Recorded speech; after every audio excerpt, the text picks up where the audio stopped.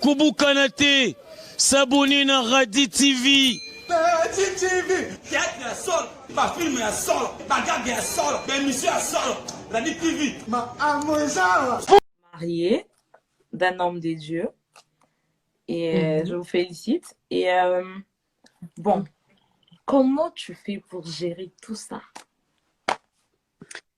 En tout cas, maintenant que je suis mariée, parce que je ne peux plus juste prendre le temps pour moi. Il faut que je pense à mon mari, il faut que je pense à ma maison. Et quand les enfants viendront aussi, il y aura les enfants aussi. Donc, il ne faudrait pas que je néglige une chose pour une autre. Donc, voilà, c'est la famille d'abord et puis tout le reste après. Je pense que c'est cet équilibre-là qui m'a aussi permis de pouvoir voilà, avoir une relation assez stable et aussi m'ouvrir au fait à plusieurs autres choses. Donc, voilà un peu. Donc, comme j'ai dit, le temps, je crée le temps pour l'équilibre par rapport à certaines choses. Les événements sont à une certaine période de l'année. Par exemple, les événements, généralement, sont pendant les grandes vacances. Donc, ce qui fait à ce que j'ai 9 mois de préparation pour les projets. Mais j'écris les scripts, j'écris les chants, je fais les castings. Tout ça, je suis là, mais je me suis donné la discipline d'assister. Par exemple, quand on a une semaine de casting, je suis là tous les jours de casting. Mais dès que les répétitions commencent, je commence peut-être le premier mois full, je suis avec eux. Et puis après, je laisse tomber. Et puis, je commence à venir peut-être une fois le mois ou 2 fois le mois ou quelques fois. C'est très difficile pour moi, étant perfectionniste, étant quelqu'un qui aime être là, à la loupe. Mais voilà, j'apprends à le faire. Et je pense que quand on a les bonnes personnes autour de nous aussi, ça nous permet de se sentir beaucoup plus à l'aise et de se sentir beaucoup plus en confiance. Parce que je pense que la peur des femmes, mais la féminité va au-delà de ça. Ça va dans l'âme, ça commence dans l'âme d'abord. Qu'est-ce qu'on fait de l'âme de la femme? Qui parle à l'âme de la femme? Et quand je parle de Mwinda en lingala veut dire lumière. Ce que nous devons comprendre, en fait, c'est que quand la Bible dit que nous sommes lumière du monde, il ne dit pas aux hommes que les hommes sont lumière du monde. Il parle des hommes avec un H majuscule. Ça veut dire il y a femme et homme inclus à l'intérieur. Mais jamais en tant que femme, on s'approprie ce verset-là. Et moi, le Seigneur me disait, vous êtes la lumière du monde. Or, impossible d'être une lumière si tu ne réalises pas ta lumière et si ta lumière ne brille pas dans l'intensité avec laquelle elle doit briller. Alors, pour moi, c'était vraiment ça, de là qu'est partie l'inspiration. Je me suis sentie concernée et j'ai eu le fardeau, au fait, de pouvoir rappeler à chaque femme qui elle était. Qu'est-ce qu'elle sent, pouvoir aussi redorer au fait le blason de celles qui ne se sentent plus valoriser, rappeler à celles qui ne connaissent peut-être pas leur identité qui elles sont et celles qui n'ont jamais découvert, leur dire au fait qu'est-ce qu'elles sont et en Christ. Et c'est pourquoi dans Mwinda déjà il y a une couleur color code que l'on porte, c'est toujours en jaune, c'est-à-dire que je dis toujours aux filles, venez saper de votre meilleur jaune. Donc venez avec votre jaune parce que ce jour-là, on va briller. Et pendant cette journée-là, on touche tous les aspects de la femme, corps, âme et esprit. Quand je parle d'esprit, on touche vraiment son âme, son esprit, tout ce qu'on ne peut pas toucher avec les mains. Et puis on parle du corps aussi parce que la féminité aussi, c'est être sûr du corps dans lequel Dieu nous a envoyés. Autant on est des esprits, mais nous venons dans des corps. Et les complexes féminins viennent justement du fait qu'on est tout le temps en train de critiquer nos corps, l'apparence extérieure que l'on a, et ça affecte notre esprit, ça affecte notre âme. Donc on touche vraiment le corps. Montrer le pasteur, l'autre, l'homme. C'est la question de tout le monde. Ok, donc on va bien s'entendre. Hein. Je vais répondre aux questions et je ne vais pas, je ne vais pas répondre à ce qu'on m'a pas posé. Donc je répondrai à ce que vous avez posé. La question c'est comment est-ce qu'on s'est rencontrés. Donc ça veut dire c'est la première fois, c'est ça. Okay. La première fois que tu étais avec lui, c'était comment? Bon, je l'ai rencontré. En fait, je ne peux pas aller sur directement comment je l'ai rencontré parce que la rencontre physique s'est faite après. Mais la première fois que j'ai eu à échanger avec, c'était sur les réseaux. Donc, mais la première fois, bon, on a échangé sur les réseaux, on est devenus vraiment des très bons amis. On échangeait vraiment beaucoup pendant de la période où je l'ai rencontré jusqu'à la période où je l'ai vu physiquement. Attendez, janvier, février, mars, avril, mai. 9 mois, ouais, 9 mois, je peux dire. 9 mois. Je l'ai rencontré 9 mois après, ou non, 8 mois après. 8 mois après. Et le jour où je l'ai rencontré, justement, on était déjà amis parce on parlait souvent et tout. Bon, au départ, c'était vraiment, voilà, euh, il était comme un coach spirituel pour moi parce que voilà, quand je suis arrivée aux États-Unis, à un moment donné, j'ai un peu euh, perdu, bon, je perds ma foi. Hmm, disons, j'ai backslide, voilà, j'avais rechuté. Et il m'a beaucoup aidé durant cette période-là. Parce que, comme je vous ai dit, j'étais un peu méfiante avec les gens d'église, les gens de l'église, hein, et tout ça. Mais voilà, donc il m'a beaucoup aidé. Moi, je le considérais vraiment comme, voilà, un coach et tout. Mais la connexion était tellement vraie et tellement naturelle que euh, ça basculait à l'amitié. Donc, très rapidement. C'était vraiment, il est devenu mon ami du coup. Et voilà, quand on s'est rencontrés, c'était à l'aéroport parce que c'était la première fois que je le vois, c'était à l'aéroport en tant que mon ami. Il est venu me prendre, il était avec ma famille et mes amis, ils étaient venus tous me prendre à l'aéroport. Donc voilà, ça c'est la première rencontre pour répondre à la question. Ça, c'est la première rencontre. Et c'est à 8 ans. Oh, ok. Ouais. Oh, 8 ans. Donc j'étais très jeune. Ça c'est la première, ça c'est la rencontre. Là, on va vraiment éclaircir. C'est l'amitié, il n'y a rien. Oui, c'est juste il mon n'y ami, a quoi. rien. Voilà. Bon, la rencontre étant que on va essayer de parler chill. So, j'ai aimé déjà les débuts, comment vous étiez genre vrai. Tu es vrai et tu es quelqu'un de vrai. So, je l'ai bien dit, je ne vais pas trop entrer dans Oui. ce qui est Mais privé. c'est bien, c'est très bien. Ça viendra avec le temps, hein. Les années vont passer, on va entrer dans des détails. Ouais. So, je vais juste comme essayer d'être normal, chill. Yeah. So, ta rencontre avec lui, étant que comme il est venu genre faire la passe du genre de draguer quoi. C'était comment et comment ça s'est passé et c'était quand? Ok, faut dire déjà que c'est vrai qu'on était amis, mais que à l'époque où on a commencé notre amitié, moi je suis dans une relation, dans une autre relation, et voilà. Mais après j'ai rompu. Je pense peut-être 1 mois et demi après ou 2, après qu'on s'est rencontrés, hein, ça n'avait rien à voir, c'était juste voilà, ça marchait plus. Et mais durant notre amitié, durant les 9 mois, en fait, je sentais que voilà, on était amis, mais il y avait un truc là qui était, voilà, c'était juste différent de mes autres amis, quoi. Mais je voulais pas prêter des intentions parce que moi, j'aime vraiment pas travailler me faire des films. Je suis quelqu'un qui a une imagination très fertile. Alors, quand je rentre dans l'imagination, je m'imagine vraiment. Alors, j'ai vraiment pas voulu m'entrer dans des imaginations et tout ça. Mais et puis je voulais pas parce que je me disais, c'est quelqu'un que je respecte beaucoup et c'est quelqu'un, bon, c'est vrai qu'à l'époque, il était même pas ce qu'il est aujourd'hui, mais je respectais beaucoup parce que c'était quelqu'un, bon, il est toujours très intelligent, très poli, très courtois, très chrétien, très bien, quoi. Et je voulais pas. Moi, je venais quand même, je vous avais dit que je venais des turbulences, donc ça me changeait au fait des gens que j'ai côtoyés, que j'ai côtoyés avant. Et je voulais pas. Je me disais, c'est un pasteur. Bon, à l'époque, il n'était pas pasteur. Je dis, c'est un encadreur, c'est quelqu'un qui prêche. Je ne veux pas penser à ça. Et puis, j'ai jamais voulu être avec quelqu'un qui était dans le ministère parce que c'est quelque chose que je m'étais promise de ne jamais, mais bon, je me retrouve ici mariée. Mais voilà, je ne voulais pas. Donc déjà, de ce côté-là, il ne remplissait pas les critères. Et donc, je ne voulais vraiment pas penser à ça. Mais comme je vous ai dit, je sentais quand même, et de mon côté, je commençais à être trop à l'aise. Et de son côté, j'avais comme l'impression aussi que voilà. Et c'est quand je suis venue, justement, on s'est rencontrés pour la première fois, vraiment ami.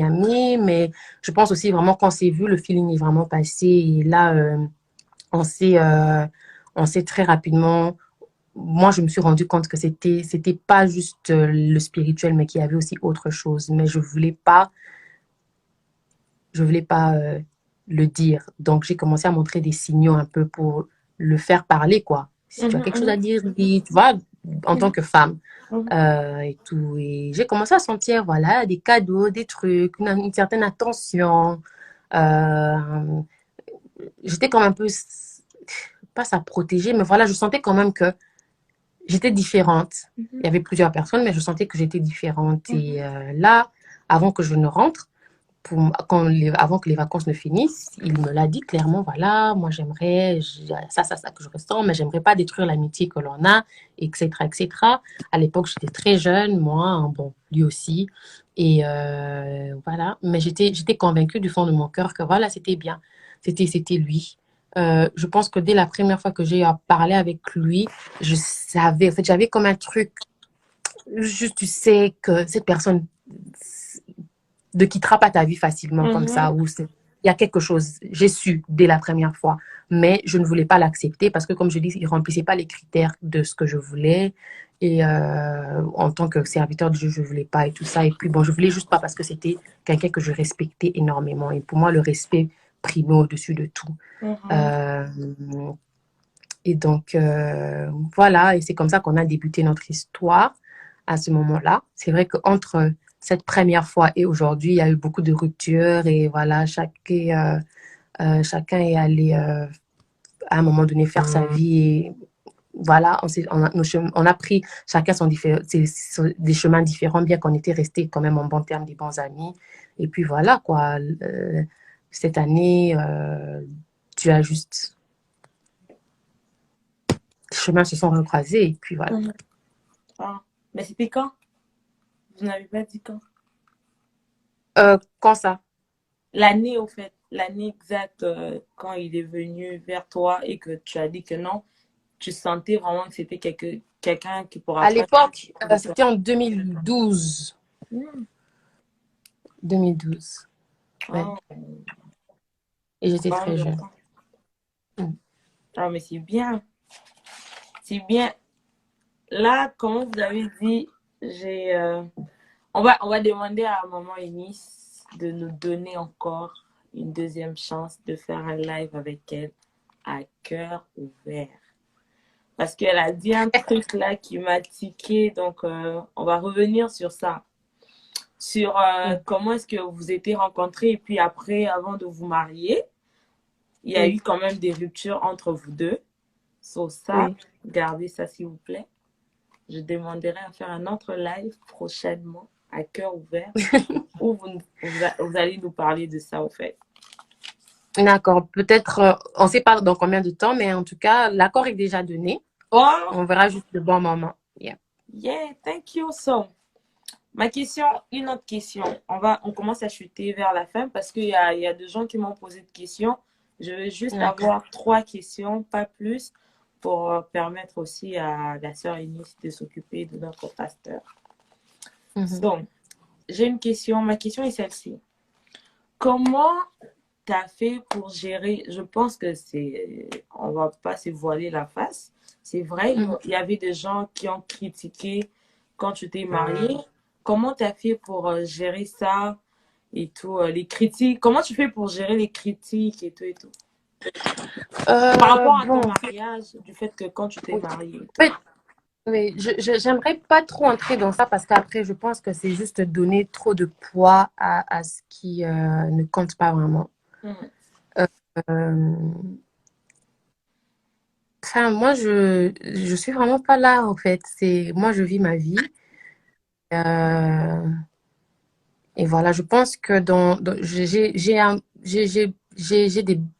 une- des bonnes personnes autour de moi. J'ai une famille qui me soutient. Et j'ai des gens, des proches qui soutiennent. Donc, c'est ça le plus important.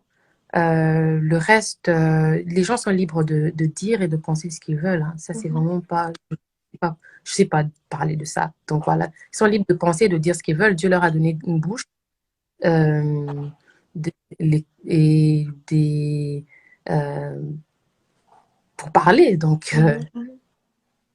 parler. Ouais, ça c'est bien. Bon, comment tu fais, est-ce que tu as déjà été trahi dans ta vie par des proches et comment tu as fait pour surmonter ces genres de trahison? Tu as été trahi par des proches, par exemple? Je pense qu'on a tous été trahis au moins une fois, peut-être pas au même degré, peut-être ça nous a pas affectés tous de la même manière, mais euh, si, il y a eu des gens, je dirais plutôt dans le sens où il y a eu des gens qui m'ont fait mal, qui ont fait mal à mon cœur et qui m'ont fait douter de moi, hein, mais comment j'ai surmonté ça? Je pense que tout réside dans l'identité, de la connaissance de son identité. Lorsque l'on sait qui l'on est. Ah, et là, le courant vient de partir, vraiment. Donc, le temps qu'on rallume le groupe. Ok. Donc, voilà. Je disais, donc,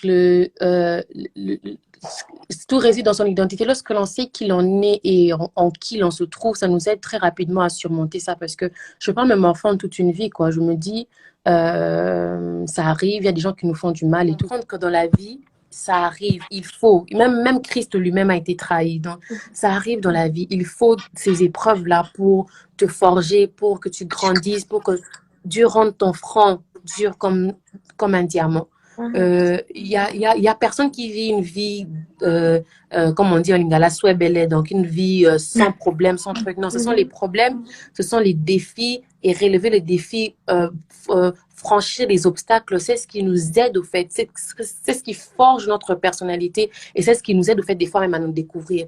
Il a fallu que des gens me fassent mal, il a fallu que des gens perturbent ma paix pour que je découvre en moi des choses que je ne pouvais jamais découvrir avant. Je découvre une force en moi, je découvre peut-être même mes défauts, parce que des fois, en fait, les choses aussi qui nous atteignent révèlent au fait des fois des faiblesses ou des manquements que l'on a.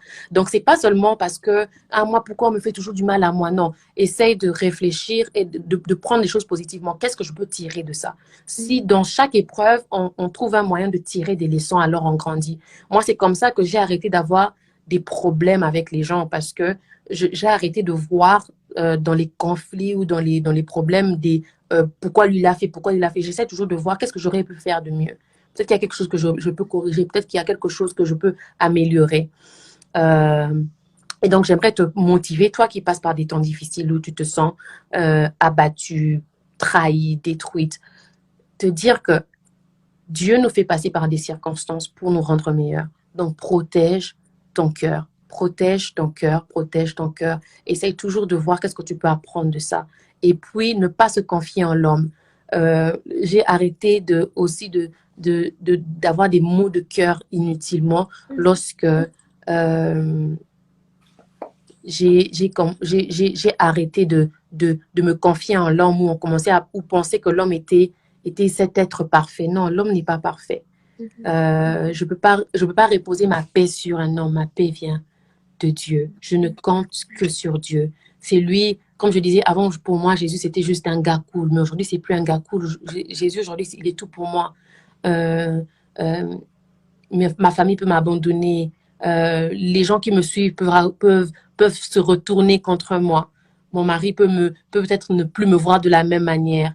Les gens peuvent changer d'avis sur moi, mais celui qui me connaît, celui qui a été, qui est, qui continuera à être, c'est Dieu. Donc, c'est à lui que je m'accroche.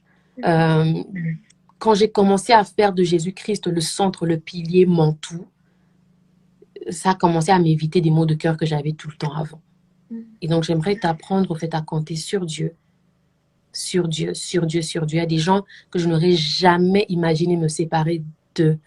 Mais aujourd'hui, on se parle même pas. C'est vraiment, si je les vois, parce que j'ai des principes et que pour moi, j'aime pas avoir des ennemis ou je vois le Kangla Bakanda et tout ça. Je les salue et tout ça. Mais ce sont des gens que j'aurais imaginé avoir toute ma vie, mais ils sont plus à côté de moi aujourd'hui. Et si je m'étais juste accrochée aux êtres humains en me disant, il faut, je serais peut-être morte parce que de douleur ou de heartache. Mais là, parce que ma force se trouve en Jésus, parce que Jésus, il est mon tout, tant que lui, il ne m'abandonne pas, et je sais qu'il ne m'abandonnera jamais, j'ai tout ce dont j'ai besoin. Donc, Merci beaucoup. Bon, on va relaxer, on va faire un jeu. J'aime trop ces jeux. Oh my God. Est-ce que tu es prêt à jouer? Tu es prête à jouer un jeu? Tu vas Allons-y. choisir soit une personne, soit une chanson, soit un pasteur. So, je vais citer deux et tu vas choisir juste un. C'est Ok. bon? Pas de polémique. C'est un jeu.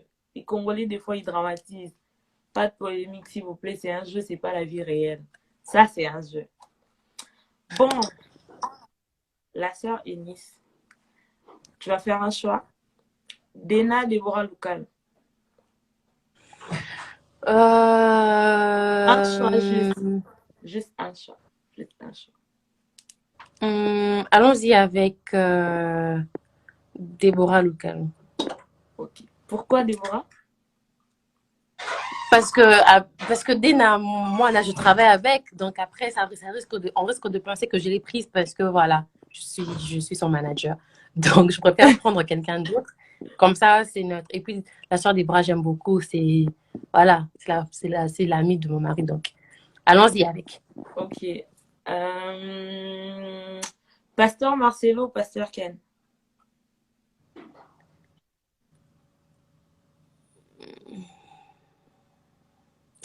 Just Vous me mettez dans one. une sale position, hein, là. Just...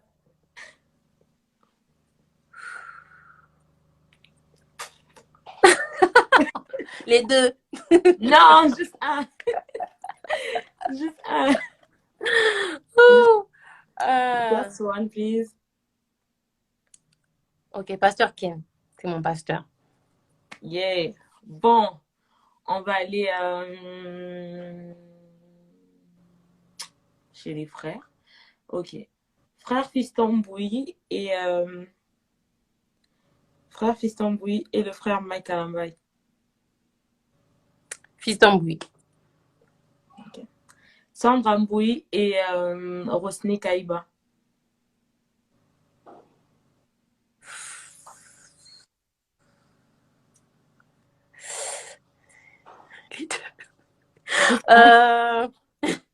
J'abandonne. On me demande d'abandonner. Vraiment, ça commence à devenir chaud ici.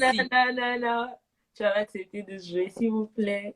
Juste un. C'est un jeu, de toute façon. Sandra Mbouy. Sandra Mbouy, ok.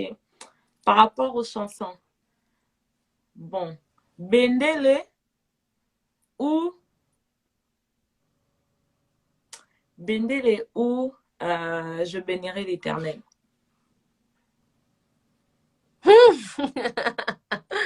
Bendele.